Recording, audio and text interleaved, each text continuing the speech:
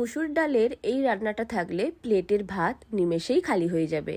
রান্নাটা আপনারা প্রথম থেকে শেষ অবধি অবশ্যই দেখবেন। ভালো লাগলে লাইক, শেয়ার এবং কমেন্ট করতে ভুলবেন না। রান্নাটা তৈরি করার জন্য এখানে আমি হাফ কাপ পরিমাণ মুসুর ডালকে ভালো করে ধুয়ে নিয়ে জলের মধ্যে ভিজিয়ে রেখেছিলাম। প্রায় 30 মিনিট মতো ভিজিয়ে রেখেছিলাম। ডালটা ভালোভাবে ভিজে গেলে জল থেকে ছেঁকে নিয়ে একটা জারের মধ্যে নিয়ে নিচ্ছি। ডালটা নেওয়া হয়ে গেলে এর মধ্যে দিয়ে দেব 2 কোয়া রসুন, একটা শুকনো লঙ্কা আর দিয়ে দেব স্বাদ মতো নুন। ডালকে পেস্ট তৈরি করে নেব। ডাল যেন একেবারে মিহি পেস্ট না হয়, একটু গোটা গোটা থাকে, সেরকমভাবে পেস্ট করে নিতে হবে। ডালের পেস্ট রেডি হয়ে গেছে। এইবার আমি কড়াই বসিয়ে কড়াইয়ে দিয়ে দেব পরিমাণ মতো সাদা তেল। তেলটা গরম হয়ে গেলে ডাল বাটা থেকে কিছুটা করে অংশ নিয়ে ঠিক এই রকম বড়ার মতো করে ভেজে নিচ্ছি। যতগুলো বড়া হবে সবগুলোকেই আমি একসাথে তেলের মধ্যে ভেজে নেব। আমি এখানে সাদা তেল দিয়ে রান্নাটা তৈরি করছি। আপনারা চাইলে সর্ষের তেল দিয়েও রান্নাটা করতে পারেন। কিছুক্ষণ অপেক্ষা করার পর ডালগুলোকে সব উল্টে দিচ্ছি। ডালের বড়াকে এইভাবে উল্টে পাল্টে কিছুক্ষণ মিডিয়াম ফ্লেমে ভেজে নেব, যেন ভেতর পর্যন্ত খুব ভালোভাবে ভাজা হয়। ডালের বড়াগুলো যখন একদিকে ভাজা হবে তখন আমি অন্যদিকে 5টা মতো জলপাই নিয়েছি। জলপাইকে খোসা ছাড়িয়ে ভালো করে ধুয়ে নিয়েছি। একটা নোড়া দিয়ে জলপাইকে এইভাবে একটু করে থেঁতো করে দিচ্ছি। আপনারাও অবশ্যই মুসুর ডালের বড়া দিয়ে জলপাইয়ের এই রান্নাটা তৈরি করে খেয়ে দেখবেন। সব জলপাইকে থেঁতো করে নিয়ে নিলাম। অন্যদিকে ডালের বড়া খুব ভালোভাবে ভেতর পর্যন্ত ভাজা হয়ে গেছে।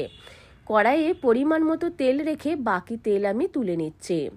বাকি তেলের মধ্যে দিয়ে দিলাম একটা শুকনো লঙ্কা, অল্প একটু সাদা তিল আর অল্প একটু কালো সর্ষে ফোড়ন। কয়েক সেকেন্ড ফোড়নটা ভাজা হয়ে গেলে জলপাই দিয়ে দিলাম।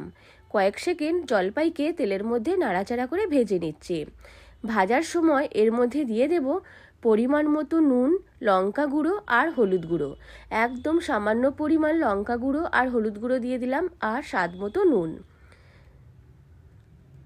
মশলা দেওয়ার পর আরও কয়েক সেকেন্ড ভেজে নেওয়ার পর এর মধ্যে দিয়ে দেব 1 কাপ পরিমাণ জল। আপনারা যেই রকম গ্রেভি পছন্দ করবেন সেই রকম জল দেবেন। আমি এখানে 1 কাপ মতো জল দিয়ে দিলাম। তারপর ঢেকে 5-7 মিনিটের জন্য মিডিয়াম ফ্লেমে ঢেকে রাখবো। 7 মিনিট প্রায় হয়ে গেছে, ঢাকনাটা খুলে দিয়েছি। জলপাই প্রায় অনেকটাই সেদ্ধ হয়ে গেছে। এইবার এর মধ্যে আমি দিয়ে দেব আগে থেকে ভেজে রাখা ডালের বড়া।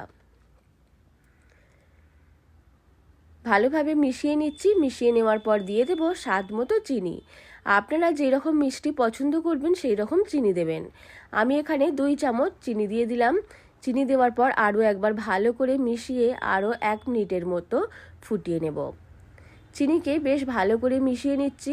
তবে এই রান্নাটা খুব একটা মিষ্টি হবে না, একটু একটু টক মিষ্টি হবে। আপনারাও অবশ্যই এই রান্নাটা তৈরি করে ভাতের সাথে খেয়ে দেখবেন, খেতে দারুণ হয়। আরও 1 মিনিট মতো ফুটিয়ে নিলেই তৈরি হয়ে যাবে জলপাই দিয়ে মুসুর ডালের বড়ার চাটনি। এই রান্নাটা আপনারাও তৈরি করে খেয়ে দেখবেন, আশা করি আপনাদেরও ভালো লাগবে। ভালো লাগলে লাইক, শেয়ার এবং কমেন্ট করতে ভুলবেন না।